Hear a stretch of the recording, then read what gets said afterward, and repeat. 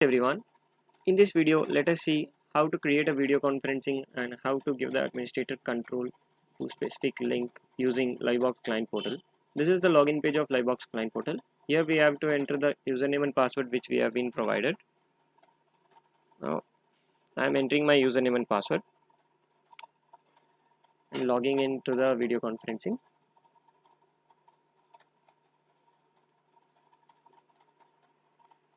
This is the client portal for video conferencing. From here we can create a specific link. Now I am creating a new video conferencing. We can give any name. Now I am giving the name as client portal, and I'm giving we can give any preset. Now I'm giving no restrictions as the preset. Here this is preset is nothing but the settings which we have enabled. Now we can hide anything we want in the specific video conferencing. Now I'm hiding that live streaming button, hide share screen button, and share link button, and creating a new conference. The conference is created and the status is now inactive. To make it active, we have to enable the mode. The conference is now active. We can open the conference by directly pressing this button. It will open in the new page. Or if we want to share the URL, we can if we want to copy the URL, we can copy the URL. And here with this button, we can get the embed code, which we can be using in our website. We can embed that code in the website, and we can use our video conferencing directly in our website. And if we want to copy the URL, we can also copy from here. Now I am pressing this one. The video conferencing directly opens. Initially this is without username and password. This is without authentication. If we want to enable the authentication, we can also do it from here. We can edit a specific video conferencing. This button, we have to enable video authentication, and if we can give sign up option also, we can also give sign up option. We can we have to press this button and select a preset for that sign up. After sign up, that's no restriction, and giving OK. Just check that. Okay, preset. Here only the view hide shortcuts is hidden, and if you want to hide any other thing, we can also do it. I'm hiding these three things and pressing OK, and I'm updating it.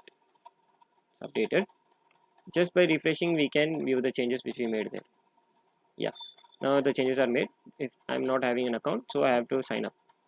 To sign up, we have to just give a name, user one. I'm giving as user one, password as user one. We have to confirm the password user one, and email. We have to give the mail ID user1@test.com. Since for testing passwords, I'm giving like this, registering myself, and it's asked for us for note down the details. Okay, I'm going back. Have to user one, and I'm logging in. Okay, after it loads, the video conferencing page directly opens. Until then, let us see the user list.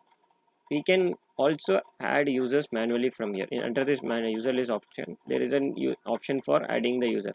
This is the user which we registered from that registering option. We can manually add users. From here, we can give any username and password, user2 and user2, and concurrent session, the session which can be used at a time concurrently. If I give this as 2, this with this same username and password, we can use the video conferencing from 2 different places at the same time. We can also increase this limit if by things which we want, and I'm giving a username, mail ID, user2@test.com. And this is the option for moderator control. If we want to set the specific user as a moderator, we can select it.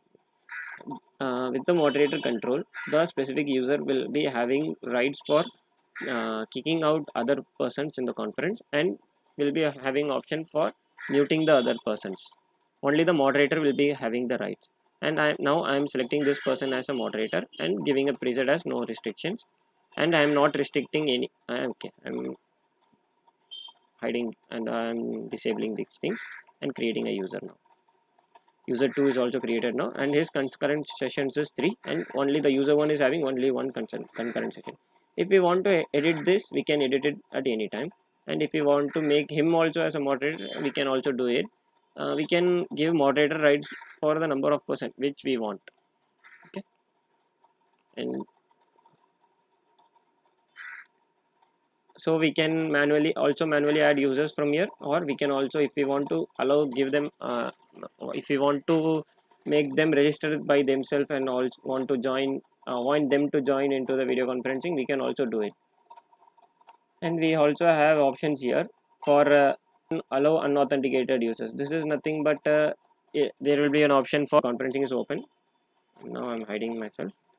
Yeah, okay, let us see now. There is an option for sharing screen. Every option is present. Share screen. Here the streaming option is not available, the link sharing option is not available, the things which he hid it's not available in the conferencing. And now I'm enabling this thing, allow unauthenticated users, and create, select settings, this audio and giving okay, and updating myself, updating the conference. Okay, since both are option, we cannot both are enabled, we cannot do it. We have to disable this thing and update it. It is updated successfully.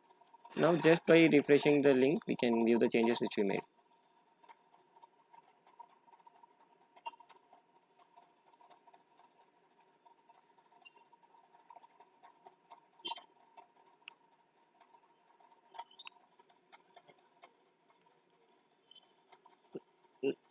Here now it is open. Here we can view this one. This is, since we have given the authentication as allow unauthenticated users, it will be asking as a login as a guest method. Without any username and password, we can use the video conferencing as a guest. Just by clicking on this, the video conferencing directly opens. And there is another option for instead of using username and password, we can also use PIN number.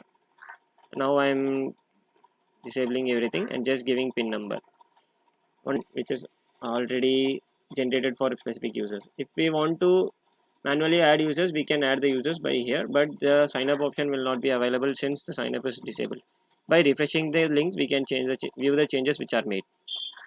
After refreshing, we can view only the option for PIN number. Entering the PIN number will be available. The other options for username and password, the allow registering, everything will be not available.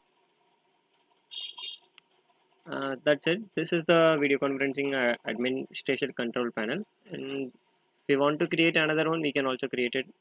And the same settings, these are the only settings available here. And we can refresh the video conferencing, we can view the call logs, we can view the service settings from here, and that's it. This is the video conferencing administration control panel. Thank you.